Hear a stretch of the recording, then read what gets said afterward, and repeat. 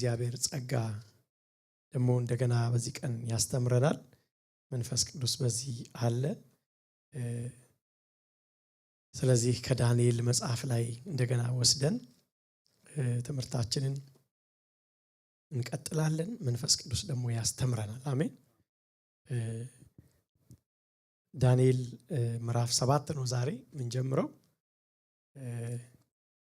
እስካሁን እንግዲህ ባለፉት ጊዜያቶች ሁሉ የእግዚአብሔርን ቃል ከወይዲዬ ጋር ስንማር ነበር የቆየ ነው። እኔ ከትራቨል ካረኩበት ጊዜ ውጪ ያለውን በሙሉ ተከታትያለሁ። እግዚአብሔር ይመስገን በጣም ጥልቅ ነገር እግዚአብሔር ስላስተማረን፣ በተለይ በጣም አፕሊኬሽን ላይ ያተኮሩ ሐሳቦችን በጣም ሲያነሳ ነበርና ስለሱ ጌታ የተመሰገነ ይሁን። እኔም ያንኑ መንፈስ ይዤ ከዛው በመቀጠል ምዕራፍ 7ን አነሳለሁ። ምዕራፍ 7 ትንሽ የሚለየው ትንሽ መለስ ያደርገናል። እስካሁን ድረስ በተለይ ከወይድ ጋር ያያችሁት የሞር የታሪክ ክፍሎችን ነው አይደለ? ስንጎ የነበረው ወደ ኋላ ተመልሰን የነበሩትን ታሪኮች ላይ ያተኮረ ነው የሆነው። ትንሽ ደግሞ መለስ ብለን እንደገና ከወደ ምዕራፍ 2 መለስ የሚያደርግ የትንቢት ክፍሎችን ነው አሁንም ከኔ ጋር የምንቀጥለው። ምናልባት ከዚህ በኋላ የምናየው እስከ ምዕራፍ 12 እስካሁን በኋላ በሚኖሩት ጊዜዎች ሁሉ ትንሽ ክላይማክስ እንዴት ልበላችሁ፣ አንድ ነገር የሄደ የሆነ ሰዓት ላይ ጡዘት ነው የምታዩት። የታሪኩን ጡዘት ነው የምንመለከተው። መጨረሻ ላይ ዳንኤል በእግዚአብሔር ሉዓላዊነት ላይ ተመስርቶ የሚጽፈውን ይህን ቃል እያናረው ነው የሚሄደው። ሞር ሚስጥራትን እየገለጠ ሞር ከዲቴይሉ ወይ ከሰፊው ሐሳብ ወደ ዲቴይል ስፔሲፊክ ነገሮችን እያነሳ የሚቀጥልበት ነው ማለት ነው። ስለዚህ ይህን እንመለከታለን። እስቲ ምዕራፍ 7 እናውጣና ከ1 እስከ 8 እስከ 7 ያለውን እናንብና ከዛ ቀጥላለሁ። በባቢሎን ንጉሥ በብልጣሶር በመጀመሪያው ዓመት ዳንኤል በአልጋው ላይ ሕልምንና የራሱን ራእይ አየ። ከዚያም በኋላ ሕልሙን ጻፈ፣ ዋነኛውንም ነገር ተናገረ። ዳንኤልም ተናገረ እንዲህ ሲል፣ በሌሊት በራእይ አየሁ፣ እነሆም 4 የሰማይ ነፋሳት በታላቁ ባህር ላይ ይጋጩ ነበር። 4 ታላላቅ አራዊት ከባህር ወጡ፣ እያንዳንዲቱም ልዩ ልዩ ነበረች። በመጀመሪያይቱ አንበሳ ትመስል ነበር፣ የንስር ክንፍ ነበራት፣ ክንፎቿም ከእርሷ እስኪነቀሉ ድረስ አይ ነበር። ከምድርም ከፍ ከፍ ተደረገች፣ እንደ ሰውም በ2 እግር እንድትቆም ተደረገች። የሰውም ልብ ተሰጣት። እነሆም ሁለተኛይቱ ድብ የምትመስል ሌላ አውሬ ነበረች፣ በአንድ ወገንም ቆመች። 3 የጎድን አጥንቶች በአፏ ውስጥ በጥርሷ መካከል ነበሩ። እንደዚህም ተነስተሽ እጅግ ስጋ ብይ ተባለላት። ከዚህም በኋላ እነሆ ነብር የምትመስል በጀርባ ላይ 4 የወፍ ክንፎች የነበሯት ሌላ አውሬ አየሁ። ለአውሬቱም 4 ራሶች ነበሯት፣ ግዛትም ተሰጣት። ከዚያም በኋላ በሌሊት ራእይ አየሁ፣ እነሆም የምታስፈራና የምታስደነግጥ እጅግ የበረታች ታላላቅም የብረት ጥርሶች የነበሯት 4ኛ አውሬ ነበረች። ትበላና ታደቅ ነበር፣ የቀረውንም በእግሮቿ ትረግጥ ነበር። ከእርሷም በፊት ከነበሩት አራዊት ሁሉ የተለየች ነበረች፣ 10 ቀንዶችም ነበሯት ይላል። ትንሽ ወደኋላ መለስ ላርጋችሁ፣ ምክንያቱም ተያያዥ ሐሳቦች ስላሉ። የዳንኤል መጽሐፍ በ2 ቋንቋ ነው የተጻፈው ብለን ነበረ። ይህንን ባለፉት ጊዜያቶች በተወሰነ መልኩ ተነስቷል። በተለይ ደግሞ የመጀመሪያዎቹ 2 ክፍሎችን ምዕራፎችን ባነሳውበት ጊዜ ላይ ይህን አንስቼ ነበረ። የመጀመሪያው የታሪክ ክፍል ነው ብለናል። ሁለተኛው ደግሞ የትንቢት ክፍል ነው የዳንኤል መጽሐፍ ላይ የተዘረዘረው። ከ1 እስከ 6 ያሉት የታሪክ ምዕራፎች ይሏቸዋል። በአጠቃላይ ትንቢታዊ ነገር ውስጣቸው ስለሌለ ሳይሆን ኢንጀነራል ማለት ነው። ከ7 እስከ 12 ደግሞ በአጠቃላይ ስናያቸው ግን የትንቢት ክፍሎች ተብለው ይጠራሉ። ዳንኤል እንደምታውቁት ከምዕራፍ 4 ቁጥር 3 ጀምሮ ወደፊት ስታዩ እስከ 7 ያለው ክፍል የተጻፈው በምንድን ነው የተጻፈው? ከ1 እስከ 3 የተጻፈው በምንድን ነው ብለናል? ከ1 እስከ 2 የተጻፈው በሂብሩ አይደል? ከዛ በኋላ እስከ 7 በአረማይክ። አሁን 8 ስንደርስ እንደገና መልሶ በሂብሩ ይጀምራል። ምክንያቱ ነግራቸዋል። ከ8 በኋላ በጣም ሂብሩ ያደረገበት ምክንያት እንግዲህ በኋላ እስራኤልን የሚመለከቱ ትንቢቶች በጣም ስለሚነሱ ነው እዛ ላይ የሚያተኩረው። ስለዚህ ይሄ ክፍል ምዕራፍ 7ን መካከለኛ ነው ብለው ይጠሩታል። ምን ማለቴ ነው? ከአራማይክ ወደ ሂብሩ ትራንዚሽን የሚሰራበት የመካከለኛው ክፍል ነው። እሱ ብቻ ሳይሆን ካሁን በኋላ የሚያነሳቸውን ዲቴይል የሆኑ ነገሮች ለማንሳት የሚንደረደርበት ትልቁን ሐሳብ 4 አውሬዎችን ነው በሚሰጠን በጀነራሊ ከአራቱ አውሬዎች ተነስቶ ነው። ግን የጠለቀ ሲመጣ ግን ስፔሲፊክ እያደረገ ወደ አንድ ይዞን ይመጣል። መጨረሻ ላይ አሳያቸዋለሁ። የመጨረሻ ላይ ይዞን የሚመጣ ወደ አንድ አውሬ ይዞን ይመጣል። እንጠቅሰዋለን በኋላ ማለት ነው። ስለዚህ የመጀመሪያው ላይ ታስታውሱ እንደሆነ በተለይ በምዕራፍ 2 ላይ ህልምን ያለመው ማን ነው? ናቡከደነጾር አይደል ያለመው መጀመሪያዎቹ ላይ። አሁን ደግሞ በዚህ ላይ ህልምን የሚያለመው ናቡከደነጾር አይደለም። ምናልባት ይሄ ክፍል ናቡከደነጾር ባለበት ጊዜም አይደለም ያየው ማለት ነው። እሱም ንጉስ በነበረበትም ጊዜ አይደለም። እሱን አሳያቸዋለሁ በጥልቀት ማለት ነው። ናቡከደነጾር ያየው ህልም ከዚህኛው በጣም ይለያል። የተረጎመውም ልዩ ነው። ናቡከደነጾር ያየው ህልም ምንድነው? ስታቹ ነው አይደል? ትልቅ ስታቹ ነው ያየው። ከጭንቅላቱ እስከ እግር ጥፍሩ ድረስ የተለያዩ የከበሩ ድንጋዮች ያሉበት፣ አንዳንዱ ደግሞ የብረትም ሲልቨርም ብርም ወርቅም የሆነ ነው ያየነው። በአጠቃላይ ከወርቁ ጀምረን እስከ ታች ስንሄድ ወርቅ ብለን ከዛ ብር፣ ቀጥሎ ነሐስ፣ ቀጥሎ ብረት፣ ሸክላ የተደበላለቀ ብረት ነው እግሩ። ያንን ምንድነው ሲላው የነበረው ለናቡከደነጾር ታስታውሱ እንደሆነ ካንተ በመቀጠል ካንተም በኋላ ሌላ መንግስት ይነሳል፣ ከሱም በኋላ ሌላ መንግስት ይነሳል እያለ ነበር ሲተረጉም የነበረው። እነኛን መንግስታት እንዴት ነበር የጠራቸው? በክብር ያነሰ በብርታት ግን ብርቱ የሆነ መንግስት ነው የሚነሳው እያለ ነው ሲያሳያቸው የነበረው። ምዕራፍ 7 ላይ ስንመጣ የሚያነሳውን ግን ትርጉሙን የሚሰጠው ዳንኤል አይደለም፣ መልአክ ነው የሚተረጉመው። ቺዝ በጣም እንትን ያደርገዋል። እሱ የሚያስገራሚ ከሚያደርገው ነገር እሱ ነው። እሱንም እንመለከታለን ማለት ነው። ዳንኤል በአጠቃላይ 4 ራእዮችን የተመለከተው። ምዕራፍ 7 ላይ መጀመሪያ ራእይ፣ ምዕራፍ 8 ሁለተኛ ራእይ፣ 9 ላይ ሶስተኛው ራእይ፣ አራተኛው ከ10 እስከ 12 ብላችሁ ባሉት ክፍሎች ውስጥ የተጠቀሰ ነው። 4 ናቸው በአጠቃላይ ያያቸው ራእዮች የምንመለከታቸው። ስለዚህ ምዕራፍ 7 የመጀመሪያ የምንመለከተው የመጀመሪያውን ራእይ ነው የምናየው ማለት ነው እንጂ አጠቃላይ እነኚህን 4 አውሬዎች እየተብራራም ብቻ አይደለም የሚሄደው፣ ይቀያየራል። በኋላ ሐሳቡን ስለምናየው ወደዛ ልውሰዳችሁ። መቼ ነው ያየው ለሚለው ምዕራፍ 7 ቁጥር 1 ካያችሁት ዳንኤል ያነሳል። በባቢሎን ንጉስ በብልጣሶር በመጀመሪያ ዓመት ዳንኤል በአልጋው ላይ ህልምንና የራሱን ራእይ አየ ይለናል። ጊዜ ነው፣ ከጊዜ ነው የሚጀምረው። ምዕራፍ 1ም ስንጀምር ዳንኤል የነበረበትን ጊዜ የተወሰነ መልኩ አንስቷል። አሁን እዚህ ጋር ምዕራፍ በተለይ 7 ላይ ስንመለከት ንጉሱ ማን እንደነበረ ነው። ምክንያቱም ለምንድን ነው እንደዛ ብሎ የሚጽፈው? በዛ ጊዜ ላይ አሁን አንድ ጊዜ እንትን ይልኮ የሚጻፈው በተከሰተ አንዳንድ ትልልቅ ክስተቶች ነው አይደል? ጊዜ የሚጻፈው አሁን ምሳሌ በኮቪድ ጊዜ በባል ይቀራል ብላችሁ ወደፊት የሆነ ጊዜ ላይ በኮቪድ የነበረ ጊዜ አንልም። አሁን ኮቪድ ትልቅ ክስተት ስለሆነ ነው፣ በዓለም ላይ ትልቅ ክስተት ስለነበረ በዛን ጊዜ በዓለም ላይ ትልልቅ ኢምፓየሮች ናቸው ብያቸዋለሁ። አሁን እኛም በኋላ የምናነሳቸው ትልልቅ ኢምፓየሮች አሁን እንደ ባቢሎን ያሉ እንደ ግሪክ ያሉ ኢምፓየሮች። ስለዚህ በዛን ጊዜ ላይ የሆነ ክስተት አልነበረም። ዘመንን ይለይ የነበረው ክስተቱ አልነበረም። ከክስተቱ በላይ ይለይ የነበረው ነገስታቱ ነበሩ። እንትና በነገሰ እየተባለ ነበር ይጠራ የነበረው። ምክንያቱም የነሱ ኢንፍሉዌንስ የነሱ እንትን በጣም ሰፊ ዓለም አቀፍ ስለነበረ ማን በማን ጊዜ አሁን ዘንድሮ በጃንሆይ ጊዜ እንደምንለው ማለት ነው አይነት ገባችሁ? ያው በሀገር ደረጃ እንደዛ ይባላል አይደለ? ሰምታችኋል። ያኔ ግን እነኛ ዓለምን ስለሚያስተዳድሩ የሚገዙ ስለነበሩ በስማቸው በነዛ ዘመን ጊዜ ተብሎ ይጠራ እንጂ ዳንኤል ባይገባው መንፈስ ቅዱስ ግን ያውቃል። ዓለም ሀገርን ተሻግሮ ዘመናትን ተሻግሮ የሚነበብ መጽሐፍ እንደሆነ እያወቀ በማን ጊዜ ነው የሆነው ሊለን የፈለገው አንደኛ ዘመን መለያም ስለሆኑ ነው ነገስታት በዛን ዘመን ላይ ከታሪክ አንጻር ካነሳ ነው።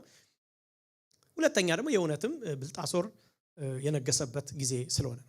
በእርግጥ እዚህ ጋር የሚነገረን ብልጣሶር በነገሰ በመጀመሪያው ዓመት ይለናል። አንድ ነገር ወደ ኋላ መለስ ስላርጋችሁ ምን ብለን ነበረ? ወደ ኋላ አንድ ካስታወሳችሁ እንግዲህ አንዳንዱ ተመልሼ ዲቴል ለማንበብ ነው። ንጉሱ የነገሰበት ዓመት እና የመጀመሪያ ዓመት በሚባል በባቢሎን ምድር ላይ 2 ዓመቶች አሉ። ለምሳሌ አንድ ንጉስ ሲነግስ የነገሰበትን ዓመት የመጀመሪያ ዓመት ብለው አይጠሩትም። ምን ነበር የሚሉት? ንጉሱ የነገሰበት ወይ ደግሞ የንጉሱ ዓመት ይሉታል። የንጉሱ የነገሰበት ዓመት ሲሉት ሁለተኛውን ዓመት ነው ሀ ብሎ አንድ ብሎ የሚጀምሩት።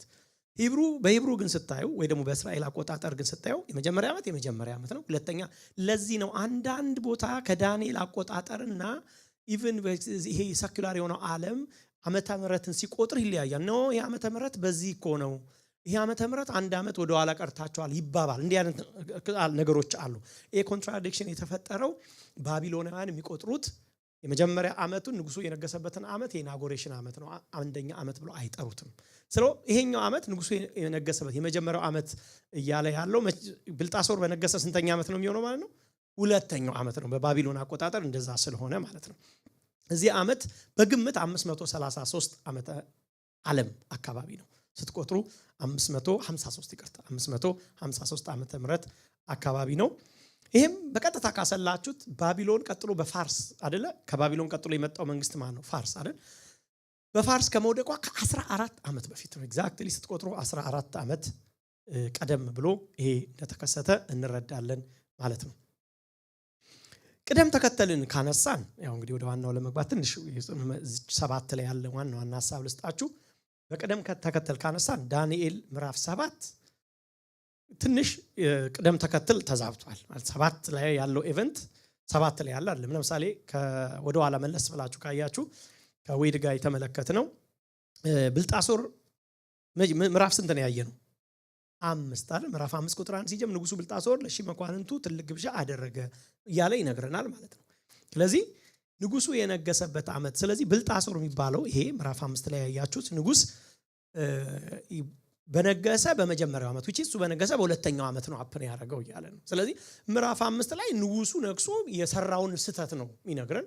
በሰራው ስተት ኢቭን ሜዶን ቀጥሎ ፋርሶች መጣው እንዴት እንደሆነ ነው ያሚያን።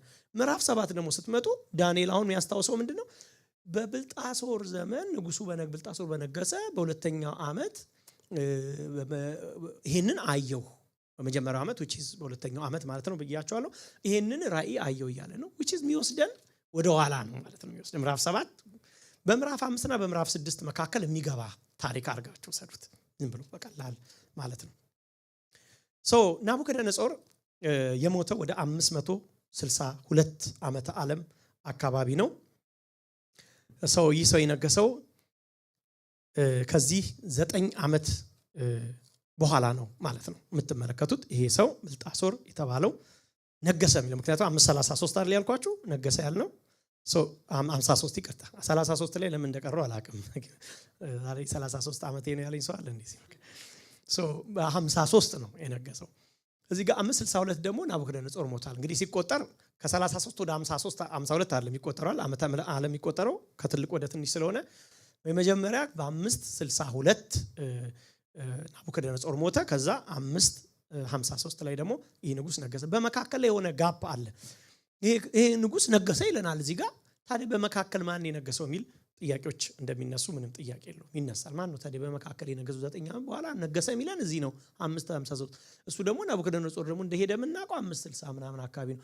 ታዲያ ምንድን ነው የተከሰተው የሚል በአጭሩ ናቡከደነጾር ይሄ ሰው ምንም እንኳን በጊዜው ንጉስ ተብሎ የተጠራ ቢሆንም በትክክል ግን አሁን የሰኩላር ዓለምንም ታሪክ የሚያጠኑ የመጽሐፍ ቅዱስ ጸሐፊዎችም የሚያነሱት ይሄ ሰው በትክክለኛ ልክ ናቡከደነጾር ብለን ቀጥሎ ብልጣሶር ምንለው አይደለም። እንደዛ ተብሎ አይደለም የሚነሳው። በተወሰነ መልኩ ተነስቷል ወይ እንዳነሳው አይቻል። ግን ትንሽ ነገር እንደው ማስታወሻም ብያችሁ ልለፍ። በዚህ ጊዜ ላይ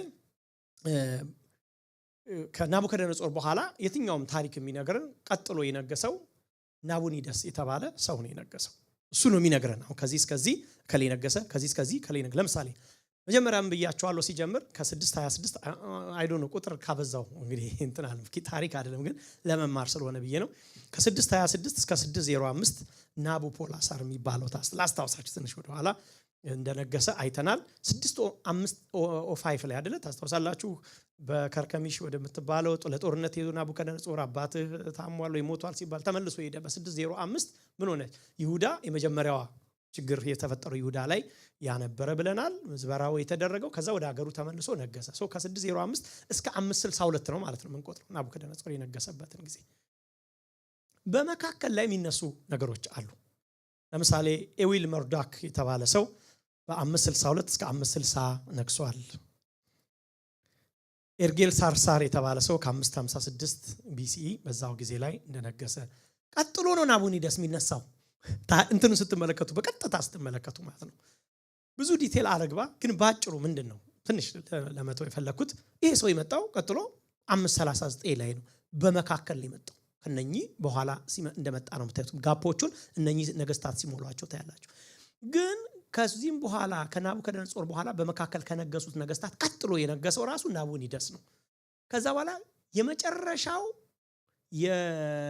የባቢሎን ንጉስ ራሱ ተብሎ በታሪክ የሚታወቀው ናቡኒደስ እንጂ ብልጣሶር አይደለም። ታዲያ ብልጣሶር በመካከል ላይ ምንድነው ለምን ገባ ለሚለው ተወሰነ መልስ ተሰጥቶበታል። ምንም ተመሳሳይ ነገር ትንሽ ብዬ ለማስታወስ ብቻ ነው። ምን ብለን ነበር? ወደ ናቡከደነጾር ልሰዳችሁ ወደ ኋላ። ምን ብለን ነበር? ናቡከደነጾር ንጉስ ተብሎ ከመጠራቱ በፊት ንጉስ ተብሎ ይጠራ ነበር ብያቸዋለሁ። ግን በሰዓቱ ላይ ንጉስ የነበረው ንጉስ ናቡከደነጾር እያለ ዳንኤል ይጥራው እንጂ የነበረው ማን ነው ብለን ናቡፖላሳር አይደል አባቱ። ለምንድን ነው ብለን ካልን ናቡፖላሳር ናቡከደነጾርን ኢቭን በህይወት እያለ እንኳን እንደ ንጉስ አክት እንዲያደርግ ያንን ስልጣን ሰጥቶት ነበር። ልክ ያንን ያደርግ ነበር። ነገስታት ያንን ያደርጉ ስለነበረ ስልጣን ዙፋን ይሰጣቸዋል ለልጆች ለሚቀጥሉ ሰው። ከብዙ ነገር ይነሳል። አሁን ታሪክ ትምህርት ላይ ስላልሆነ እንጂ ብዙ ለምንድን ነው የሚያደርጉት ተብሎ ከኢንሴኩሪቲ አንፃር የሚቀጥለውን ብዙ ነገሮች ይነሳሉ። ባጭሩ ግን በዚህም ጊዜ ላይ ከናቡኒደስ አባቱ ከነገሰ ማለት ከሱ ተከትሎ ወይ አብሮ የነገሰ ሰው እንደሆነ ማወቅ እንችላለን ማለት ነው።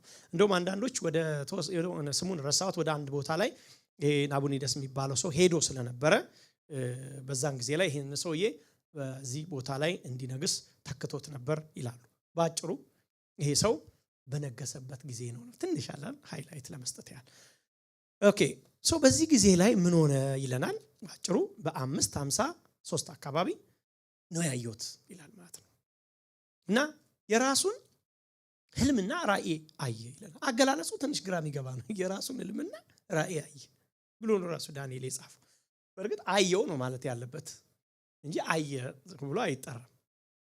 ለምንድን ነው እንደዚህ ብሎ የሚያነሳው ይላሉ የመጽሐፍ ቅዱስ አስተማሪዎች። የራሱን ራእይ አየ ብሎ ስለከሚናገር ይልቅ ህልም አየው ማለት እንደ ህልም ያየው ራሱ ስለሆነ ለምንድን ነው ይላሉ። ያጻጻፉን ዘይቤ አይተው አሁን ከዚህ በኋላ የሚያነሳቸው ትዕይንቶች ድርጊቶች ሁሉ ይሄ የህልም ሲፈታ ምንድነው የምንለው? ህልም የራሱ የሆነ ያፈታት ስልት አለው አይደለም ወይ? ራእይ ስታየው ትርጓሜ አለው። አሁን የሚነግረን ነገር ተምሳሌታዊ እንደሆኑ ትርጓሜ የሚያስፈልጋቸው ነገሮችን ሊነግረን እንደነበረ ወይ ሊነግረን እንዳለ ለማሳየት ነው ይላሉ። ይሄን አየ ብሎ የጠቀሰበት ምክንያት ከዚህ በኋላ ይሄ ሰው ይሄን አየ ብሎ ነገረን። ከዛስ በኋላ እነኛ አሁን ይሄ ያያቸው ትዕይንቶች በሙሉ ትርጓሜ የሚያስፈልጋቸው ናቸው፣ ቀጥተኛ አይደሉም የሚል ነው ብለው ይላሉ። የጊዜውን ያጻጻፍ የሚያጠኑ ሰዎች ነው የሚሉት። እንግዲህ ራእይ የራሱን ራእይ ወይ ህልም አየ ይለናል። ተፈላስፎ አይደለም ያየው ዳንኤል፣ ተመራምሮ የደረሰበትን ነገር አይደለም አሁን ሊነገረን የሞከረው። አንዳንድ ጽሁፎች ሲጻፉ የሰውየውን ምርምር የሰውየውን ፍልስፍና የሰውየውን ጥልቅ የሆነ ጥናት ይጠይቅና ከዛ ተነስቶ እንግዲህ ልንገራችሁ አንድ ታሪክ ይላል። አሁን ዳንኤል እንደዛ እያለን አይደለም ያለው።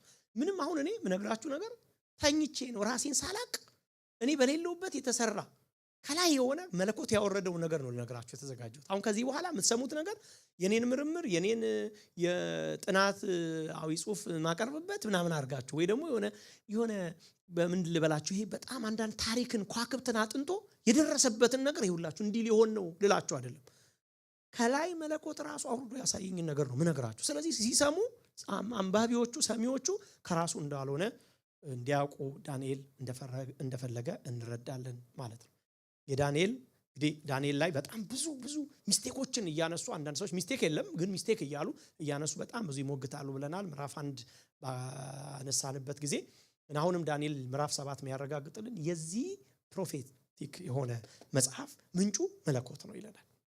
ሰማይ ነው የዚህ ምንጭ ብሎ ይነግረናል።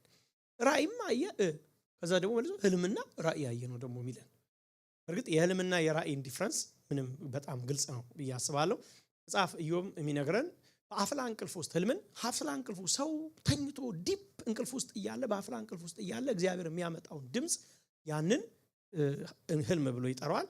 ራእይ በተወሰነ መልኩ በእርግጥ እዚህ ክፍል ላይ ሊያነሳው የፈለገው ይሄ በአዲስ ኪዳን እንደምንለው ራእይ እንደው አይን ጨፈን አድርገን የምናየው ህልም ደግሞ በጣም እንቅልፍ ውስጥ ሆነን የምናየው በሚለው ባይሆንም ባጭሩ ግን ህልምና ራእይ በተዘዋዋሪነት እኔ ኮንሽስ ባልነበርኩበት ለማለት የተጠቀመበት ነው። እኔ ነገሮችን አመዛዝኜ እንዲህ ነው እንዲህ ብዬ ገምጣጥሜ ልናገር በማልችልበት ሲቹዌሽን ውስጥ መለኮት ይሄን አቀበለኝ፣ ይሄን ሰጠኝ ይላል። ዳንኤል ጌታ ኢየሱስ ክርስቶስ ነብይ ነው ብሎታል አይደል? ይሄን አንስተናል። በነብዩ ዳንኤል የተባለው የክፋት ርኩሰት በተቀደሰው ስፍራ ቆሞ ስታዩ አንባቢ ያስተውልና እናነሳዋለን እሱን ክፍል ብሏል። ኢየሱስ አረጋግጧል ነብይ ነው ብሎ። ዕብራውያን ምዕራፍ 1 ደግሞ በግልጽ የሚነግረን በጥንት ጀምሮ እግዚአብሔር በብዙ መንገድ በብዙ ጎዳና ለአባቶቻችን ለነቢያት ተናግሮ አሁን ደግሞ በዘመኑ መጨረሻ ሁሉን ወራሽ ባደረገው በልጁ ለኛ ተናገረ። ለነብዩ ዳንኤል እግዚአብሔር በብሉይ ኪዳን ዘመን በተናገረባቸው ሚንሶች በአንዱ በልዩ ልዩ ጎዳና እና በልዩ ልዩ መንገድ በተባለው አንዱ ህልምና ራእይ ነው። በሱ መንገድ ይሄ መልእክት ሲመጣለት እናያለን ማለት። ዳንኤልም ይጽፍልን በዚህ ክፍል ምን ያነሳልና መሰላችሁ? ይሄን በእርግጥ አሁን ምነግራችሁ ይላል እንደርደሪያ ስለሆነ ምነግራችሁን አሁን ከዚህ በኋላ ምናየውን ራእይ ምናየውን እስከ ምዕራፍ 12 መሄደውን ሐሳብም ማንሳት እንችላለን። መጻፍላችሁ አሁን ምነግራችሁ ዋናውን ብቻ ነው ብሎናል። ውርድ ከራሴ ነው ምናምን የሚባል ነገር አለ ታውቃላችሁ። ዲስክሌመር የሚሉት አንድ ነገር የሆነ ነገር ስትሉ ይሄ ነገርን በቃ እንዲያርጋችሁ ስሙኝ እንዲተረዱኝ ምንለው። ዳንኤልም ያየውን ሁሉ እንደ ዲቴል በቃ ይሄንንም ያንንም ብሎ አይደለም ያየው። ምንድነው ዋና የሆነውን ነገር አንኳር የሆነውን ሐሳብ ግን ለኛ አስተላልፎልናል። መጽሐፍ ቅዱስ ላይ በእርግጥ ብዙ ሰዎች ያዩትን ሁሉ አልነገሩንም። ሐዋርያው ጳውሎስ ከሰባተኛው ሰማይ ተወስዷል ግን አልነገረንም ብሎ ነው ያለፈው። እሱን ይቅር አይነት ነገር ስለሱ ላወራ አልችልም ቃላትም በቃ የለኝም ብሎ ያለፈው ምክንያት ይኖረዋል ለምን እንዳልነገረን ይላሉ። እንግዲህ ቤተክርስቲያን ጳውሎስ ያየው ራእይ ቤተክርስቲያን እንዳንከፍት ያንን የተመለከተ ቸርች እንዳንከፍት ሊሆን ይችላል። ጳውሎስ ፎከሳችንን ከወንጌል ወደ ልምምድ ሊያዞረው አልፈለገም። ከአንድ ሰው ፐርሰናል ልምምድ የወንጌልን ጠቅላላ ሐሳብ ወደ ራሱ አንድ ልምምድ ሊከተው ስላልፈለገ ነው ይባላል። ይህም ሰው የራሱን ህልም አየ እና ዲቴሉ ሊነግረን አልፈለገም። ከፎከሱ ሊያወጣን ስላልፈለገ ነው። ዋናው ነገር አንድ ሰው ምንድነው የሚያስፈልገው ከነገሩ ዋናው ነገር ዋናው ነው ይላል ነው መሰለኝ ሲሉ ሰምቻለሁ አንዳንድ ሰዎች አይደል? የሆነ ነገር አሁን ለምሳሌ እኔ ሁሉ ነገር አውርቻችሁ ዋናው ካልገባችሁ ምን ያደርጋል? የነገሩ ዋናውን ማወቅ ስለሆነ ይሄ ዋናውን ጽፌላችኋለሁ እንዲገባችሁ የሚያስፈልገው ሌላው ተውት ብታቁትም ባታቁትም ማተራ ይላል። ዮሐንስም እንደዛ ብሏል። ኢየሱስ ብዙ ተአምራት ብዙ ድንቆችን አድርጓል። ነገር ግን እነኚህ ክርስቶስ ኢየሱስ የእግዚአብሔር ልጅ እንደሆነ ታውቁ ዘንድ እንድታምኑበት ይሄ ተጻፈ አለ ምዕራፍ 21 ላይ። ስለዚህ እነ ዮሐንስም ብዙ ተአምራት እንኳን አድርጎ በሙሉ አልጻፉልን። ዋናው ምን ማለት ነው ተአምራት አድርጓል የሚለውን ሊጽፉልን ያንን በመጠኑ ጻፉ። ዳንኤልም እንዲህ ነው እንግዲህ መጽሐፍ ቅዱሳችን ቢጻፍ በሙሉ መጽሐፍ ቅዱስ ተብሎ እግዚአብሔር ቢያስቀምጠው ኖሮ አገር አይበቃውም። መጽሐፋችን ጥልቅ በጣም ብዙ ነው። ግን እግዚአብሔር የሚያስፈልገንን ብቻ ጽፎልናል። በዚህም ዘመን ከሚያስፈልገን ውጪ ብዙ ምርምሮች አይደለ ሰዎችን ወደ ችግር የሚወስዳቸው አይደል? አሁን መጽሐፍ ለምሳሌ እግዚአብሔር በመጀመሪያ እግዚአብሔር ሰማይና ምድር ፈጠረ ሲል መጀመሪያ እግዚአብሔር ማን ፈጠረው የሚሉ ሰዎች ነው ችግር ውስጥ የሚገቡት። ምክንያቱም መጽሐፍ ከነገራቸው ወደ ኋላ ለመሄድ ሲሞክሩ ማለት ነው። መጽሐፍ ቅዱስ ደግሞ አንዱ ያለው ጨዋነት ምንድነው? ያለህን ስማ ነው። የነገርኩ ይበቃል ነው እግዚአብሔር። ከነገረን በላይ ለማወቅ ስንሄድ ነው ጭንቅላታችን የሚነካው። ስለዚህ ዋና የሆነውን ነገር ዳንኤል ጽፎልናል ማለት ነው። ምንድነው ያየው? በሌሊት በራእይ አየሁ ይላል። አራቱ የሰማይ ነፋሳት በታላቁ ባህር ላይ ይጋጩ ነበር ብሎ ነው የሚጀምረው። ይሄ ታላቁ ባህር ተብሎ የተጠራው በእርግጥ በሌሎች አንዳንድ ኖርማልም ታሪክ ላይ ይታወቃል። ግን ሜዲትራኒያን ባህር ምክንያቱም ብዙ ባህሮች መጥቀስ ትችላላችሁ በዓለም ላይ ያሉ ሜዲትራኒያን ባህር እንደሆነ ምንም ያለ ጥርጥር ይሄ እንደሆነ ይነሳል። ምክንያቶች አሉ። የመጀመሪያው አሁን ከዚህ በኋላ የሚያነሳቸው ነገስታቶች ኢምፓየሮች ሊያገናኛቸው የሚችል ብቸኛ ባህር ሜዲትራኒያን ባህር ስለሆነ በቦታው በዛ ኤሪያ ላይ የሚገኘው እሱ ስለሆነ እንደሆነ ይነሳል ማለት ነው። በመጽሐፍ ቅዱስ ላይ ታላቁ ባህር ብሎ የጠራው ያንን ሜዲትራኒያን ባህር ነው። በመጽሐፍ ቅዱስ ውስጥ ባህር የሚለው ምክንያቱም አሁን ሲጀምር ራሱ ምንድነው ያለን? በኋላ ትርጓሜው ላይ ምን እንመጣለን። ግን ምንድነው ያለው? በሌሊት ራእይ ኖ አራቱ የሰማይ ነፋሳት በታላቁ ባህር ወይ ደግሞ በሜዲትራኒያን ባህር ላይ ይጋጩ ነበር ይላል። አራት አቅጣጫ ላይ ንፋስ መጣ ነው የሚለን። ከአራት አቅጣጫ ሰሜን፣ ደቡብ፣ ከምስራቅም ከምዕራብም ነፋሳት መጡ። እነኚህ ነፋሳት መጡና አረፉ እንትኑ ላይ ሜዲትራኒያን ላይ። ከዛስ እዛ ጋር ምን ሆነ? ማዕበል ታላቅ ተጋጩ እዛ ጋር ይላል። ትልቅ ማዕበል ነው ያየው። ስለዚህ ይሄ ባህር ሜዲትራኒያን ከሆነ መጽሐፍ ቅዱስ ላይ ታዲያ ምን ሊለን ፈልጎ? አሁን ቅድም ብያቸዋለሁ ዳንኤል አሁን ከዚህ በኋላ ምነግራችሁ ኢንተርፕሬቴሽን አለው ስናት ቀጥተኛ ነገር አይደለም የሚል ነገር ሐሳብ አንስተዋል በጽሁፉ መሰረት ብለናል። ይሄን ለማየት ትንሽ አንዳንድ ሁለት የመጽሐፍ ቅዱስን ክፍሎችን ላሳያችሁ። ለምሳሌ ራእይ ምዕራፍ 17 ቁጥር 15 አለኝም ይላል። ራእይ 17 ከ15 ላይ አለኝም ጋለሞታይቱ የተቀመጠችባቸው ያያሃቸው ውሃዎች ወገኖችና ብዙ ሰዎች አህዛብም ቋንቋዎችም ናቸው። ራእይ ኔክስት ይር ጌታ ቢረዳን ራእይን እንመለከታለን። ከዳንኤል በኋላ መሆን ስላለበት ነው። ምንድነው ያለው አሁን እዚህ ጋር? ውሃዎች አለ። እነኚህ ውሃዎች ምን ብሎ ጠይቃቸው? ምን ብሎ ተረጎመለት? እነኚህ ወገኖች ናቸው፣ ብዙ ሰዎች ናቸው፣ አህዛብም ቋንቋዎች፣ ህዝቦች ማለት ነው። ብዙ ህዝቦች እና ብዙ ቋንቋዎች ናቸው አለው። ስለዚህ እዚህ ጋር ውሃውን የተረጎመው በራእይ ምዕራፍ 17 ቁጥር 15 መሰረት ብዙ ህዝብ፣ የብዙ ህዝብ ምሳሌ ነው አለ። ኢሳይያስ 17 12 እንደ ባህር ሞገድ ድምጽ ለሚተሙ ለወገኖች ብዛት እንደ ኃይለኛም ውሃ ጩኸት ለሚጮሁ አሕዛብ ወዮላቸው። አሕዛብ እንደ ብዙ ውሃ ጩኸት ይጮሃሉ እያለ ይናገራል። ህዝቦችን እንዴት ያነሳቸዋል? እንደ ብዙ ውሃ እንደሚጮሁ እንደሚተሙ ወገኖች እንደ ባህር ሞገድ የሚተሙ ብሎ ይጠቅሳቸዋል። ብዙ ሌሎችም ክፍሎች ማንሳት ይቻላል፣ ግን ካለው ይሄ ግልጽ የሚያደርግልን ምንድነው? ሜዲትራኒያን ባህር ላይ አራት ነፋሳች መጥተው ይጋጩ ነበር፣ ትልቅ ማዕበል ተፈጠረ ብሎ ይነግረናል። ይሄ ማዕበል እየነገረን ያለው ይሄ ባህር ህዝቦች ነው፣ ሰዎች ነው። አንዳንድ ተርጓሜ ላይ ዓለም ነው ብሎ ይተረጉሙታል። ይሄን ዓለም ለማመልከት ነው፣ የዚህን ዓለም ሰዎች ለማመልከት ነው የሚል ሐሳብ አለው። በኋላ ላይ ጠቅላላ ስለማደርገው ማለት ነው። ከአራት አቅጣጫ ነው ግጭት ያየው። ከአራት አቅጣጫ ምንድነው ዳንኤል ያየው? ባጭሩ የህዝብ ማዕበል አየ።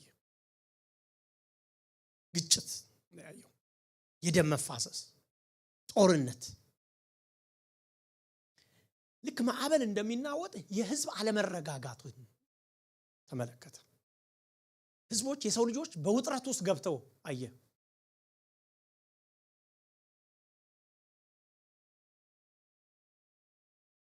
እና ደግሞ የሚገርማችሁ ምን ይላል? ይህንን ማዕበል የሚቆጣጠሩት ደግሞ የሰማይ ነፋሳት ናቸው። ድንገት የሆነ ዝም ብሎ መጥቶ ባዕሩ ይሄ ማዕበል፣ ይሄ ኬዮስ፣ ይሄ ጦርነት፣ ይሄ የህዝብ ማዕበል፣ ይሄ ግራ መጋባት፣ ይሄ ግጭት ዝም ብሎ የተከሰተ ሰዎች ያመጡት ጣጣ አይደለም ይልና ይሄንን ማዕበል ኮንትሮል የሚያደርግ ኤክስተርናል የሆነ ዲቫይን የሆነ እጅ እንደሆነ ይነግረናል ማለት ነው። በመጽሐፍ ቅዱስ ላይ አንዳንድ ክፍሎች ላይ ነፋስ የእግዚአብሔርን መምጣት የሚያመለክት እንደሆኑ የተጠቀሱ ክፍሎች አሉ። አንዳንድ ቦታ ደግሞ የእርሱን ቁጣ፣ አንደኛ የእግዚአብሔር ፕሬዘንስ ነፋስ ሲሆን እግዚአብሔር ሲገለጥ ሲመጣ የእግዚአብሔር እጅን ያመለክታል። አንዳንድ ቦታ ደግሞ እግዚአብሔር ሲፈርድ፣ እግዚአብሔር ሲቆጣ ሁለቱን ያመለክታል። ባጭሩ ምንድነው ዳንኤል ሊነግረን የሞከረው? እግዚአብሔር ነበር እዛ ማዕበል ውስጥ ነው፣ እዛ ኬዮስ ውስጥ፣ እዛ ያ ክስተት እንዲከሰት ያንን ከጀርባ ሆኖ የነበረ እጅ አለ። ዝም ብሎ የተከሰተ ራንደም ነገር አልነበረም። ዳንኤል ያየውን ማለት ነው። ማለት አሁን የሚሆኑ ነገሮችን እንድናስብ ሳይሆን ይሄንን ክስተት ነው ዳንኤል ያየ። ይሄ ራእይ በተከናወነበት ይሄ ውጥረት እግዚአብሔር እጅ፣ ዲቫይን የሆነ እጅ ከኋላ እንዳለበት እንረዳለን። አንዳንድ ጸሐፊዎች በእግዚአብሔር እጅ ኮንትሮልድ የሆነ ወይ ሰማይ ኮንትሮል የሚያደርገው ነፋስ ብለው ጠቅሰውታል። እንግዲህ ታላቅ ግጭት አየ። ታላቅ የሰው ልጆች ውጥረት አየ ማለት ነው። በዚህ መካከል በዚህ ውጥረት መካከል በዚህ ግጭት መካከል በዚህ ኬኦስ መካከል በዚህ የህዝብ ማዕበል መካከል ሜቢ ህዝብ ላይ መንግስት በመንግስት ላይ እንበለው እንደው እንዲገባ በዚህ መካከል ከዚህ ኬኦስ ውስጥ ከዚህ ግጭት ውስጥ ከዚህ የሰው ልጆች ማዕበል ውስጥ መካከል ከዚህ አመጽ ውስጥ የሚወጣ ነገር አየ ማለት ነው። አራት ነገሮች ሲወጡ ነው ያየው። አራት አስፈሪ የሆኑ ምናልባት በዓለም ታሪክ ላይ ታይተው የማይታወቁ አይነት አውሬዎች ነው የተመለከተው። ምክንያቱም አሁን የሚጠቅሳቸው አንዳንዶቹ የሉ ማለት እንደዚህ አይነት እንስሳ ስለሌለ ማለት ነው።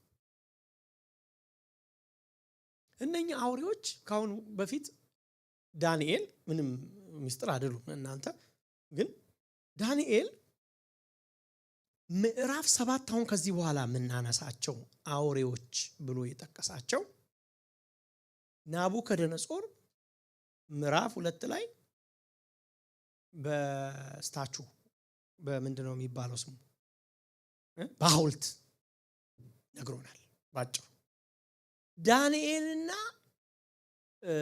ናቡከደነጾር ግን ያዩት በጣም የተለያየ ሳይድ ነው። ዳንኤል ያየው ወርቅ፣ ብር፣ ነሐስ፣ ብረት ነው ያየው። ናቡከደነጾር ያየው ይቅርታ፣ ዳንኤል የሚያየው ደግሞ አውሬ ነው የሚያየው። የተለያዩ አራት አውሬዎች ናቸው ያየው። ለምን? እነኚህ አራቱ አውሬዎች አራት በዓለም ላይ የሚነሱ ትላልቅ ኢምፓየሮች ናቸው። ምዕራፍ 7 ቁጥር 16 ላይ መልሶ አለ። ምሳሌ ከዚያ ከቆሙት ወደ አንዱ ቀርቤ ይላል ቁጥር 16 ስለዚህ ሁሉ እውነቱን ጠየቅኩት፣ እርሱም ነገረኝ፣ የነገሩንም ፍቺ አስታወቀኝ። ቁጥር 17 እነዚህ አራቱ ታላላቅ አራዊት ከምድር የሚነሱ አራት ነገስታት ናቸው አለው ዳንኤል። ሰው እየገመትን አይደለም ማለት ነው። ዳንኤል ኢንተርፕሬት ተደርጎለታል፣ መልአኩ ነግሮታል። እነኚህ አራቱ አውሬዎች በምድር ከምድር የሚነሱ አሁን ቅድም ምን ብለናል አይደል? በምድር ላይ የሚከሰት ማዕበል አይደል? የህዝብ ማዕበል ብለናል ነበር። ስለዚህ አሁንም ከሰማይ አይደለም የሚነሱ ከምድር የሚነሱ ከሰው ልጆች መካከል የሚወጡ which is ምን ሰዎች የሰው ነገስታቶች እንደሆኑ ማለት ነው። አራት ነገስታቶች ናቸው ይላል። ለምንድን ነው ቆይ በአውሬ የመሰላቸው? መጀመሪያ ሲምፕል ምክንያት እናንሳ። በጥንት ዘመን ምሳሌ ላንሳላችሁ አሁን ምክንያቱም አሁን ለምሳሌ አንዳንድ ጊዜ ምን እንላለን? አሁን እኛ ስንጸልይ ምሳሌ ነው ማነሳው እንጂ ሮንግ ነው ለማለት አይደለም። አሁን ስንጸልይ ምን እንላለን? ዘንዶ ይወጋ አለሌለ ዘንዶ ይወጋ አውሬው ይወጋ እንላለን። ግን አሁን ወደ ኋላ በመጽሐፍ ቅዱስ ሄዳችሁ ትክክል አይደለም እያልኩ አይደለም፣ እንትን ቀድሜ ላውራው። በመጽሐፍ ቅዱስ ግን በዘንዶ የተመሰሉ አገሮች ነበሩ ማለት አሁን ዘንዶ በሰይጣን በዛቱ የተመሰለበት አለ፣ ግን በዘንዶ የተመሰሉ አገሮች ነበሩ። ለምሳሌ እግዚአብሔር ፈጣኑን ዘንዶ ሌዋታንን በጠንካራ በብርቱ ይቀጣል፣ በባህርም ያለውን ዘንዶ ይገድላል ይላል። የሚያወራው ስለ ሰይጣን ነው፣ ስለ ግብጽ ነው የሚያወራው። ገባችሁ? አሁን እሱን አሁን ስናነሳ ምንድነው ዘንዶ ስላለ ብቻ አሁን እዛ ጋር ቀጥታ የሚመጣልን ስፒሪቹዋል ሚኒንግ እንዳለው ነው። ግን በጥንት ዘመን የትኞቹም ኢምፓየሮች አገሮች የራሳቸው የሆነ የእንስሳት ምልክት ነበራቸው። በጥንት ዘመን ብቻ አይደለም አሁን ወደኛ እናመጣቸዋለን። ከነዛ አንዱ ለምሳሌ ዘንዶ፣ ግብፃውያኖች ራሳቸውን በዘንዶ ይመስል ነበር። ለምሳሌ የአሜሪካኖች በምን በኢግል አይደል? ምን ከአሜሪካን እኮ አይታችሁ ምንም እኮ እንዲህ ካያችሁ የሆነ ነገር ትጠረጥራላችሁ። ድራገን ካያችሁ ማን ነው? ቻይና ከምንም ነገራችሁ ውስጥ የማይጠፋ ራሽያኖች ደግሞ ድብ እነሱ ምልክታቸው። አሁን እንኳን ሀገሮች ራሳቸውን በእንስሳት በአዋፋት ይመስላሉ። በዚያም ዘመን የነበሩ እንደውም እውነቱን ልንገራችሁ ያሁኑ ዘመን ይሄ አሰያየም የመጣው ከጥንት ነው የመጣው። ከድሮ ከነበረው አሰያየም ነው የተወሰደው። ማለት አሁን አሜሪካ ከሆነ ካልቸር የመጣ ስለሆነ እንጂ አሁን የጀመር ነው አይደለም ማለት ነው። የድሮ ኢምፓየሮች ራሳቸውን በእንስሳት ስለሚሰይሙ ነው አሁንም ያሉ ነገስታቶች ራሳቸውን በእንስሳት ይሰይሙ። ስለዚህ ምንጩ ድሮ ራሱ አንድ ሀገር ራሱን ከእንስሳት ጋር የማያያዝ ባህሪ አላቸው። ግን ከእንስሳ ጋር ሲያያይዙ ዝም ብሎ አንድ ፌቨሬት እንስሳቸው መርጠው አልነበረም ያደርጉ የነበረው። እነሱን ሪፕሬዘንት ሊገልጣቸው የሚችል ትክክለኛ እንስሳ ይመርጡና የእንስሳውን ባህሪ ከነሱ ከዛ ኢምፓየር ባህሪ ጋር ተመሳሳይ መሆኑን እርግጠኛ ከሆኑ በኋላ ይሄ ነን ብለው ያወጣሉ፣ ስም ያወጣሉ ለራሳቸው ማለት ነው። ስለዚህ በዚህም ክፍል ላይ የምናየው ምንድነው? ዳንኤል ያያቸው አውሬዎችን ሳይሆን መንግስታትን ያየው የሚል ትርጓሜ ማወቅ እንችላለን ማለት ነው። በኋላ አነሳላችሁ ለምን አውሬ መልአኩ አውሬ ነው ያሳየው፣ ናቡከደነጾር ደግሞ ያየው ስታችሁ ነው። ለምን ትንሽ በኋላ ላንሳላችሁ። የመጀመሪያው አውሬ ዝም ብሎ ዋና ሐሳቡን ለመናገር አንበሳ ትመስል ነበር ነው የሚለው። በእርግጥ ነጭም አይልም፣ ምክንያቱም ህልም ነው ራእይ ነው አይደል? ያያያል አንድ ነገር ስታዩ እኮ በህልም ውስጥ የሚመስል ነገር ነው ማለት የምታክሱት። ሁለተኛ ደግሞ እንግዲህ በጣም ተቀራራቢ ነገር ነው እግዚአብሔር ያሳየው። ግን ምንድነው አንበሳ ትመስል ነበር እንዲል ያረገው ክንፍ ያለው ስለነበረች ደግሞ ግራም ያጋባ ነገር ነው። የንስር ክንፍ ደግሞ ነበራት ይላል። አንበሳ ሆና ወይ አንበሳ ነች አላላትም። የንስር ክንፍ ላይ ተገጥሞባታል። ስለዚህ የምትመስል በሚል ሲገልጣት እናያለን። የመጀመሪያዋ አንበሳ። ሁለተኛው አውሬ ደግሞ ድብ የምትመስል ሌላ አውሬ ነበረች ይላል። በኋላ ግን ይገልጣታል እንዴት ሆና እንደነበረ ሲገልጣት እናያለን። ሶስተኛው አውሬ ነብር የምትመስል እስቲ እቺ ደግሞ ተመልከቱ። በጀርባዋ ላይ 4 የወፍ ክንፎች የነበሯት ሌላ አውሬ ያየው። ከዛስ ለአውሬይቱ ይኸውላችሁ በጣም ይገርም እኮ ነው 4 ራሶች ነበሯት ይላል።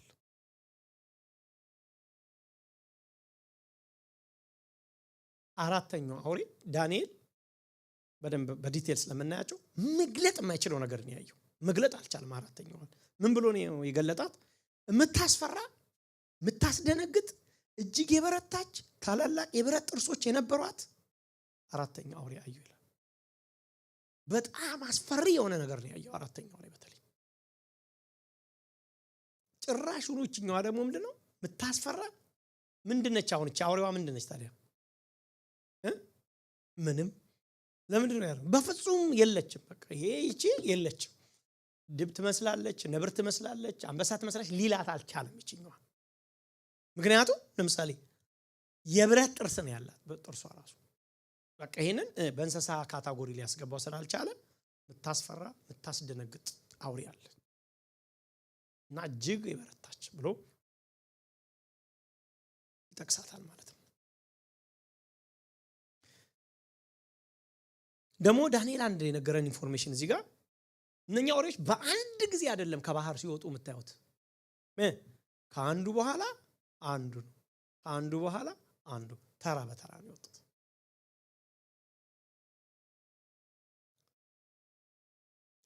ምዕራፍ 2 ላይ ዳንኤል ላይ ካስታወሳችሁ ትንሽ ሪማይንድ ለማድረግ ቅድም እንደነገርኳችሁ አንተ አለው ለናቡከደነጾር ዳንኤል አንተ የወርቁ ራስ ነህ ካለው በኋላ ምን አለው ቀጥሎ? ካንተ በኋላ ወይ ደግሞ ካንተ ቀጥሎ ብሎት ነበር። ኤግዛክት እሱን ተርም ነው እዚህ የሚጠቀመው ዳንኤል። ከዚህኛው እንስሳ ቀጥሎ በተራው ደግሞ የሚቀጥለው መጣ ደግሞ ቀጥሎ። ስለዚህ ወርቁ ብሩ ናሱና ብረቱ አንድ ላይ ቆመው ብናይም ግን አንዴ ነበሩ እንዳልነበሩ ሁሉ እነኚህም 4 እንስሳዎች ይጠቀሱ እንጂ አንዴ ነበሩ ነገስታት አልነበሩም። አንዱ ነገስት በኋላ አንዱ ሲሄድ አንዱ የተካው፣ አንዱ ሲሄድ አንዱ የተካው፣ አንዱ ሲሄድ አንዱ የተካቸው እንደነበሩ እንረዳለን። ታዲያ ለምን በአውሬ መሰላቸው?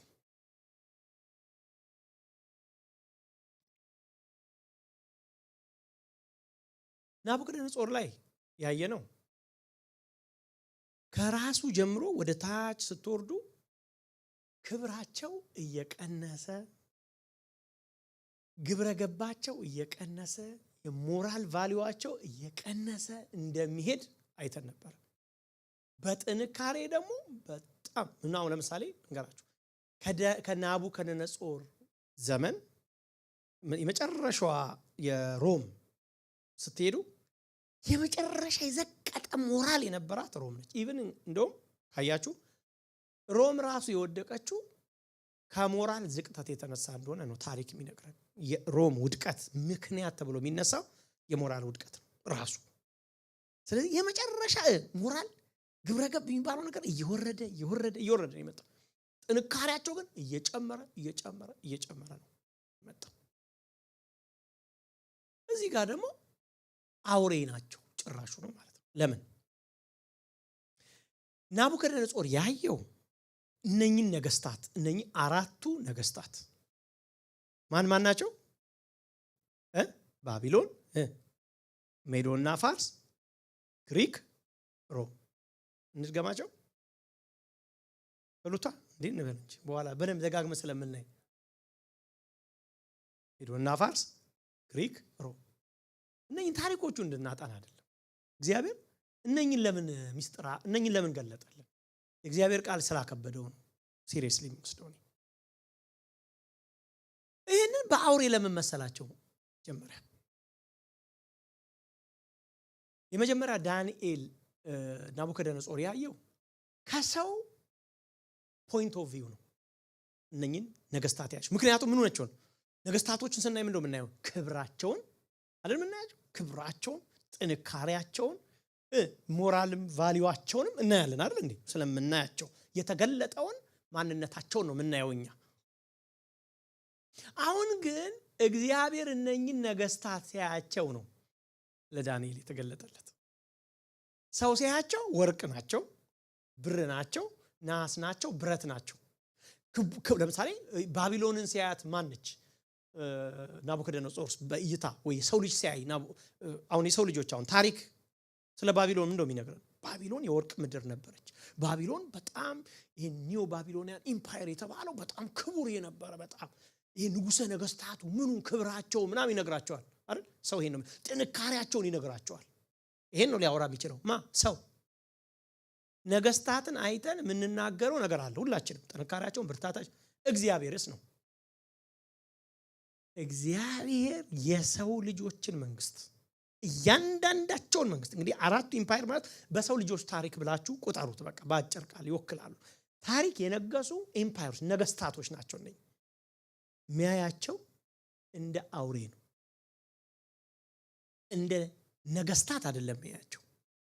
ነገስታት አይደሉም ማለት አይደለም፣ ወይ ደግሞ እንደ ኢምፓየር አይደለም የሚያያቸው ማለት አይደለም።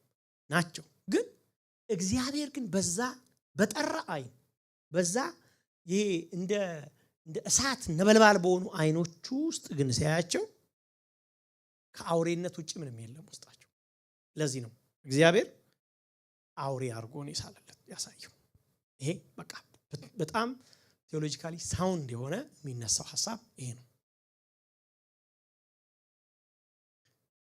ነገሮችን በገሃዱ ዓለም አይን ስንመለከት ምንለው ነገር ሁሉ ጊዜ ኤክስፕላኔሽኖች አሉን። እኛ አሁንም ዘንድሮም ለሚሆነው ነገር እኛ ምንለው አለ ታውቃላችሁ።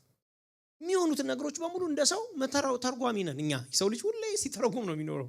አሁን ሰሞኑን ራሱ ኢየሱስ ሊመጣ ነው ተብሎ ተቀጥሮ ነበር። የዛሬ 3 ቀን ነው ምናምን አልመጣም እንጂ እንደውም አንድ ሰው ሲነግረኝ አንዳንድ ሰዎች እቃቸውን ሁሉ ሸጠው ነበር አለ ሲነግሩ። ይመጣል ተብሎ የዛሬ 3 ቀን መቼ ነው ወደ ስጠብቅ ነበር እንደዚህ ሲባል አሁን በቅርብ ሰው ሁሉ ጊዜ ነገር ያጋጣም እንዲሆናል ማለት ባህሪ ያለው ችግር የለውም። እንትን ሆኖ መጠበቁ ችግር የለውም። እግዚአብሔር ግን ልዩ ነው። የእግዚአብሔር አይን ነገሩ ለዚህ ይመስለኛል አይደለ? ሰው እንደሚያይ እግዚአብሔር አይም ያለው ለዛ ይመስላችሁ። ሳሙኤል እኮ አየና ልጆቹ መጡ፣ የመጀመሪያዎቹ አማሩ ረዘምዘምዘም ያሉ ሲመጡ ይሄማ እስራኤልን ነፃ ያወጣ ይሄ እስራኤልን በቃ ነፃ ወጣት አለ።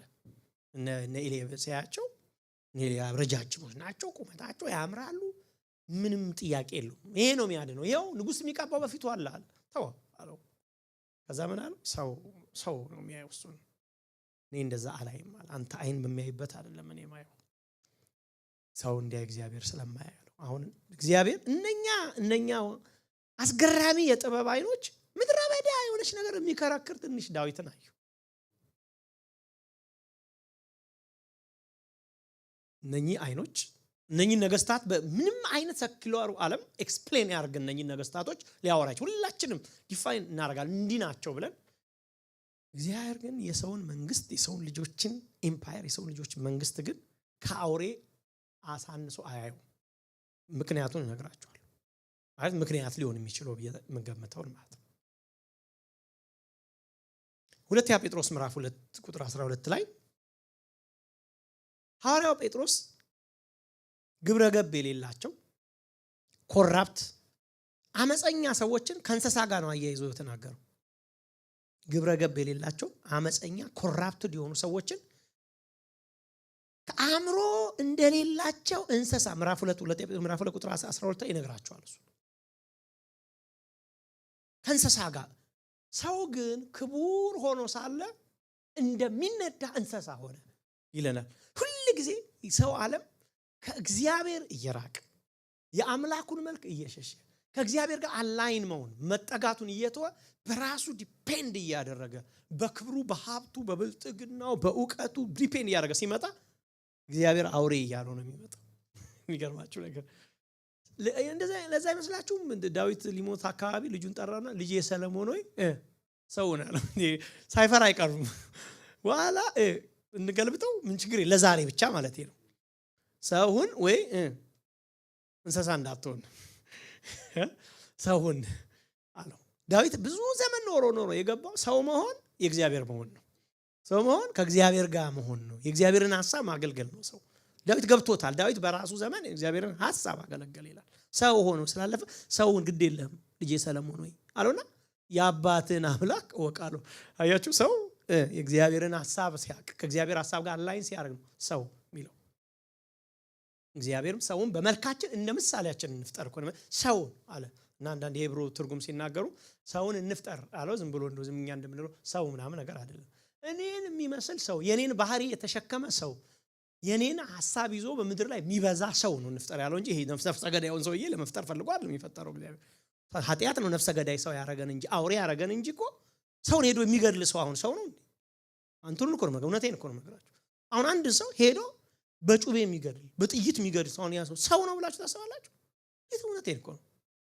እግዚአብሔር ሲያይ ምንድነው ኃጢአተኛውን የሰው ልጅ አሁን እነሱን ብቻ ላሳያችሁ አለም ይሄን ኃጢአተኛውን የሰው ልጅ እግዚአብሔር እንደሚነዳ እንስሳ ብሎ ሲጠራው እንኳን እንመለከታለን።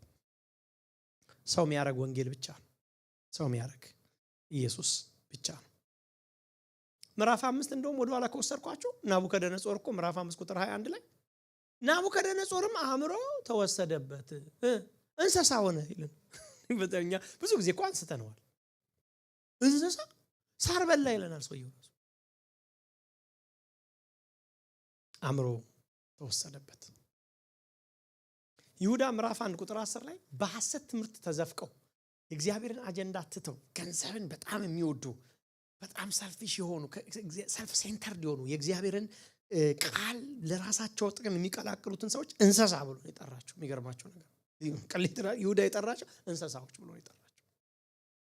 ስለዚህ ባጭሩ እግዚአብሔር እነኝን ነገስታት እንስሳ ብሎ ቢጠራቸው ምን ችግር ማለት እንስሳ ግን ደግሞ ዝም ብሎ እንስሳም ደግሞ ሊላቸው አልፈለገም። እግዚአብሔር ባህሪያቸውንም በደንብ ሲገልጥ እናያለን።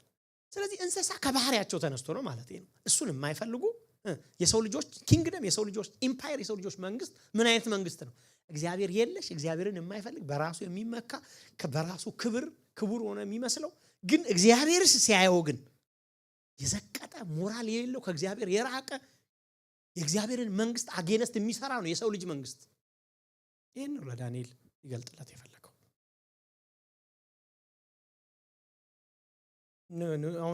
አሁን የወርቁን ራስ ያስቡት ብጭጭ ያለ አያምርም? ያንተ እኮ አለው የወርቁ ራስ ነው። እንዴት ደስ ይላል! በጣም እኮ ነው ደስ የሚለው። ሁለተኛው ግን ናቡከደነጾር ኖሮ ቢሆንና ዳንኤልን ቢነግሮስ አንተ አውሬው ነህ ሊለው ነበር ማለት እኮ ትርጉሙ እዚህ ሞዘሴም አንድ መንግስት ስለሆነ እያነሳ ያለው ሪሊ የሰው ልጆች መንግስት ይውላችሁ። ዳንኤል መጽሐፍ ቋን ስንጨርስ ምን መሰላችሁ? ስንጨርስ ምን እናረጋው? የሰው ልጆች መንግስት በሙሉ እናያቸዋለን። አሁን እየዳሰስናቸው እኮ ነው ያለነው። ከመጀመሪያውም እኮ እያነሳን ያለው ኢቭን እኮ ምዕራፍ ከወይድም ጋር ያየነው እኮ የሰው ልጆች መንግስት የሚሰራውን ጉድ እኮ ነው ያየነው። በታሪክ መካከል የሰራውን ግን ዳንኤልን የእግዚአብሔርን ሐሳብ ያለባቸው እንዴት እንዳረጓቸው አንዳንዶቹ ሰዓት ሲከቷቸው አንዳንዶቹን ግን አምላካቸው ሉዓላዊ አምላክ ከነገስታት በላይ ሆነ እንዴት ሲያድናቸው አይደለ ያየን የመጣው። መጨረሻ እኮ ስንጨርስ ሌላ መንግስት እኮ ነው የምናየው። አሁን ዳንኤል የመንግስት መጽሐፍ ነው በቃ ያሳይ። ግን መጀመሪያ ዋናውን መንግስት ከመረዳታችን በፊት ራስ ምን አይነት መንግስት እንደሆነ ማወቅ አለብን። ኢየሱስ መንግስት ትምጣ በሉ እኮ መንግስት ትምጣ ለማለት እኮ መጀመሪያ ይሄን መንግስት ልናውቅ ይገባል።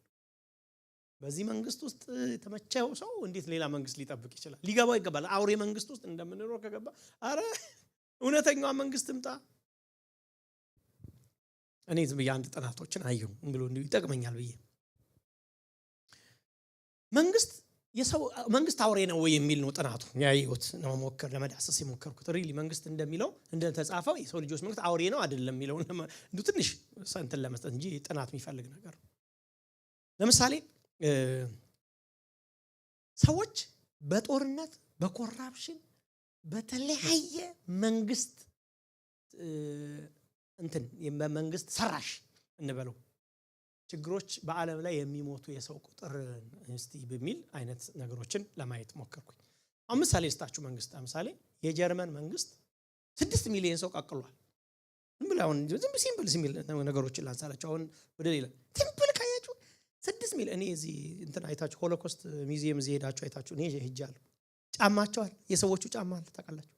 ያንዳንዶቹ ጫማ በጣም ብዙ ሺህ ጫማ ነው አንድ ላይ አድርገውት የተቀቀሉበት እንትን ውስጥ ጋስ እንትን ውስጥ ከተዋቸው ያሉ በጫማው አለ። የጫማዎቹን ስታያቸው ኩሙት ብሎ ሰዎቹ እንዴት የሰው መንግስት ነው እናደርገው ወዳጆች፣ ሌላ እንዳይመስላችሁ።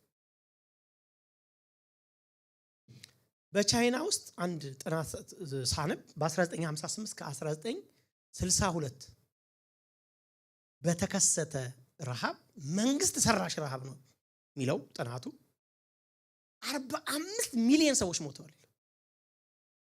ከ15 እስከ 45 ሚሊዮን በእነኛ ዓመታት ውስጥ ግን በኋላ ጥናቱ ሲደረግ መንግስት ሰራሽ ነው። በዓለም ላይ መንግስት አንፌር ከመሆኑ የተነሳ አንፌር የሆነ አመራር ሊደርሺፕ ከመሆኑ የተነሳ በዓለም ላይ ከጤና ጋር ተያይዞ ከምግብ ኢኳሊ ምግብ ክፍፍል ካለመኖር የመንግስታት ግሪድ የሆነ መንግስት ከመኖር የተነሳ ከዛ የተነሳ በጣም ብዙ ሚሊዮን ሰዎች ይሞታሉ። ምንም መንግስት በትክክል ስራ ቢል ማይሞት ሰው መንግስት ስላለ ብቻ ማለት ነው። አሁን ይሄ መንግስት መጣላ ወኛ አደራ መንግስታት ከእግዚአብሔር ናቸው ብዬ ስላስተማርኩ እንዳይጋጭባችሁ። ግን አሁን እንስሳነታችን ላሳያችሁ። አንድ እንደውም በጣም ያስደነገጠኝ ነገር ልንገራችሁ። በአፍሪካ ክሎስቱ 1/3 ህዝብ የሚሞተው መንግስት ሰራሽ ነገር ነው ችግር ነው ይላል። 1/3 ከ3 ሰው አንዱ ሰው የሚሞተው ከመንግስት ሰራሽ ከኮራፕሽን ከረሃብ ጋር ይያዝ ከቀጥታ እንትን ጋር ይያዝ። ምን ትላላችሁ? አሁን እኛ እዚሁ አሁን የኢትዮጵያ ኤርትራ ጦርነት አሁን የዛሬ ስንት ዓመት ነው? 6 ዓመት ሞላው። 200-300 ሺህ ሰው ሞቷል እኮ። ምንም እኮ እኛ ወንድሞቻችን እርስ በርስ ማለት አሁን እዚሁ ጋር ከትግራይ ከኢትዮጵያ ተብሎ የተፈጠረ እርስ በርስ ተገዳደልን። አሁን ይውላችሁ በደንብ ዲቴይሉ እንድትይዙልኝ ነው። አሁን ይሄ ፖለቲካው እሱ ምንም ስለማላውቀው እኔ ብዙ አላወራም። ሪል ስቶሪ ስለሆነ ግን ልስን የሰው ልጆች መንግስት ምንድነው? ነመዘጋዳይ ማለት የሰው ልጆች መንግስት ኮራፕትድ ነው። የሰው ልጆች ሪሊ መጫው አለባቸው። የሰው ልጆች ሌላ መንግስት ያስፈልጋቸዋል። እውነቴን ነው ነግራችሁ። የሰው ልጆች ሌላ መንግስት የፈለገ ይሁን ዲሞክራቲክ የሆነ መንግስት ዓለም ላይ መርጣችሁ ብታመጡ የምትመጣውን የክርስቶስን መንግስት እንዳትናፍቁ የሚያደርግ መንግስት አይመጣም። እስቲ እንግዲህ በእናንተ እስቲ አሁን እንግዲህ በእድሜ እንግዲህ አሁን ከኔ እኩል እንኳን ይኖራችሁ እስቲ አሁን በዘመናቸውን በመንግስት አርፋችሁ የምታውቁ ዘመን አይደል? እስቲ ዝም ብላችሁ ተቀሱ ሊብል እስቲ ለምሳሌ እንጠቀስ። እስቲ ኃይለ ሥላሴ፣ እስቲ ደርግ፣ ከዛ ኢህአዴግ፣ ከዛ አሁን ደግሞ አሁን የሰው ልጅ አሁን አርፍ ያለው የሚልበት መንግስት አለ? እስቲ ንገሩኝ እስቲ ብላችሁ አንሱ።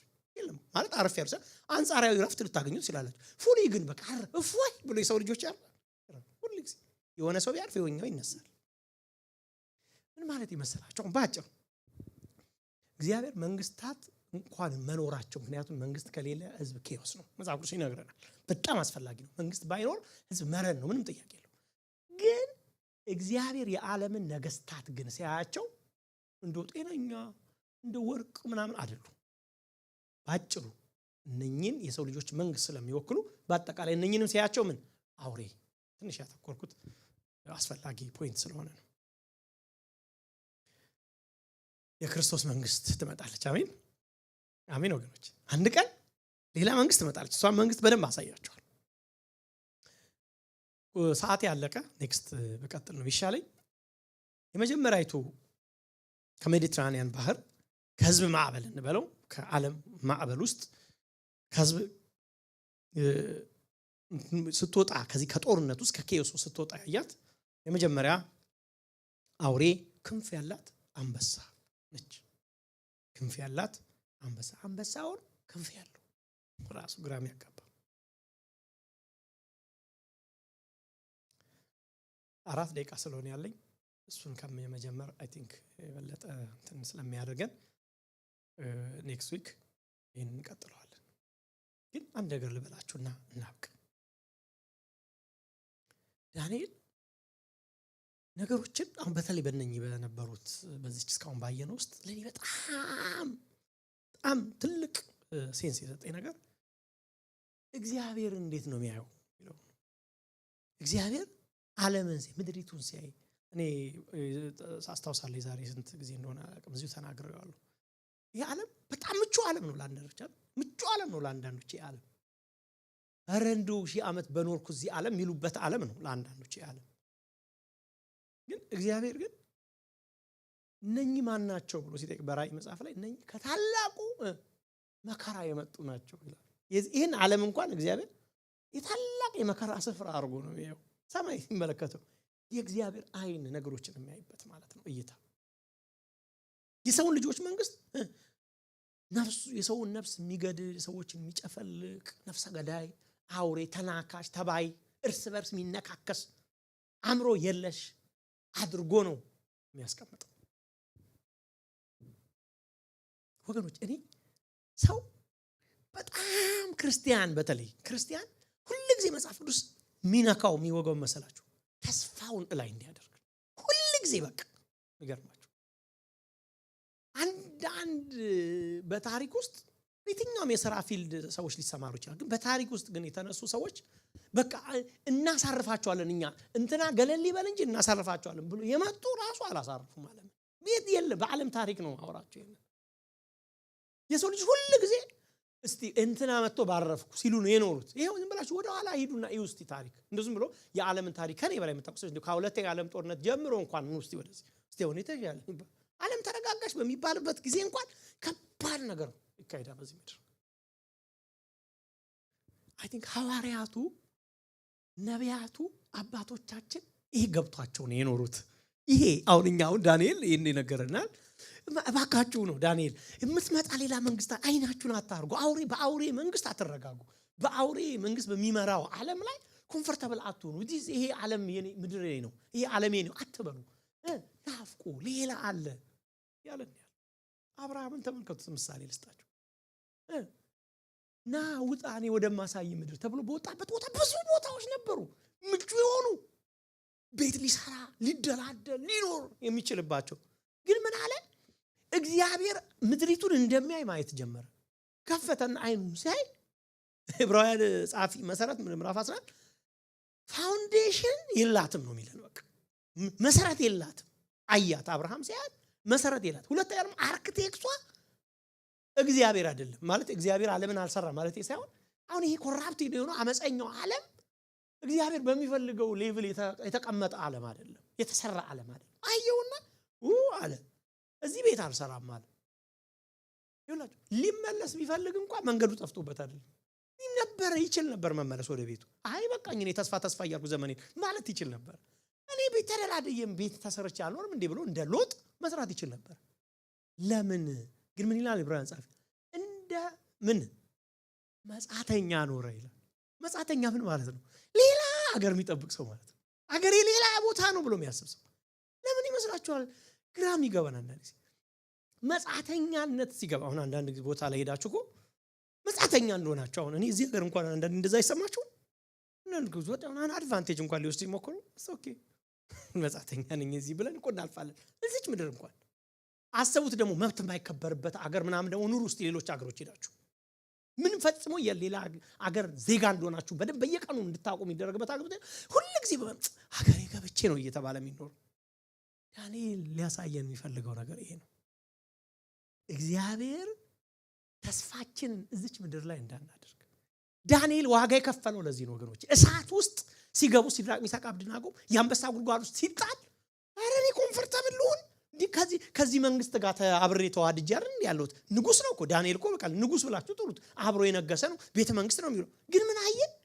ከዚህ አውሬ መንግስት ጋር አብሬ አልቆጠርም ማለት ይሄ አላፊ መንግስት ጋር አብሬ አልቆጠርም። ሌላ መንግስት ስለምትመጣ ለሷ ዋጋ አልከፈላል። እናንተ ንጉስ ቤት ውስጥ ሆኖ መደራደር ሲችል ገና ላላያት ዓለም ዋጋ ይከፍላል። ሲገባን ነው በቃ እግዚአብሔር በዳንኤል አይን ካየን አይኖቻችንን ጳውሎስ ወደ እንደው አዲስ ኪዳን መልሳች ትንሽ ጳውሎስ የልቦናቸው አይኖች ያለው ይሁን ይብሩላችሁ የልቦናቸው አይኖች። አይን ካልበራ በእግዚአብሔር አይን ማየት አትችሉም። የልብ አይን ሲበራ ነው ነገርን ከግላጩ ጋሃዱ ዓለም ከሚያይበት እይታ ወጣችሁ ውስጡን ማየት የምትችሉት። ልብ ሲበራ ነው። ባካችሁ ይብራ አለና ቀጥሎ ስለምን አነሳ የልብ አይን እንዲበራ ካለ በኋላ ተስፋ የመጥራቱ ተስፋ ብሎ ነው ያነሳ። የመጀመሪያው ያነሳልን ነው። መልከቱ ወገኖቼ ተስፋ እንድናረግ ይፈልጋል እግዚአብሔር። ሌላ ዓለምን ተስፋ እንድናረግ ይፈልጋል። አባቶቻችን ይኖሩት ሐዋርያቱ ዋጋ ሲከፍሉ በማን በብረቱ መንግስት። አሁን በኋላ ላይ ደግሞ አሳያቸዋለሁ። እቺ የብረት ጥርስ የነበራት መንግስት ናቸው ነች እነ ጳውሎስን የቀላቸው እነ ጴጥሮስን በዘይት የቀቀለችው አንዳንዶቹን እንደዚህ በቁም የገፈፈችው መንግስት ያቺ መንግስት ነች። ጥርሷ የብረት የነበረችው እሷ ጥርሱ ውስጥ ገብቶ ነው የታኘኩት። ግን ምን አሉ? ከአይደንቲፋይ ከምንደረግ ከሮም ጋር ሮምን ጌታ ብለን ከመናል ሌላ ለምትመጣ እውነተኛዋ መንግስት ዋጋ እንከፍላለን። ህይወታቸውን ሰጥቷል። ዳንኤል ሊኮረኩረን ፈልጓል ማለት ሂስትሪ አያችሁ እንዲነገሱ እኮ ብሎ ሊያልፍ ሳይሆን አውሬ ነበሩ ብሎ ሊያልፍ ሳይሆን እንዲህ ነው የሰው ልጅ ይሄ ነው በቃ መንግስቱ ይሄ ነው፣ ክብሩ ይሄ ነው፣ ምኑ ይሄ ነው። እዚህ አትጣል በቃ እንትናችሁን እዚህ አትጣል፣ ልባችሁን እዚህ ምድር ላይ አታሉ። እልፍ ላይ አይናችሁን ወደ ቆመን ጸልይ።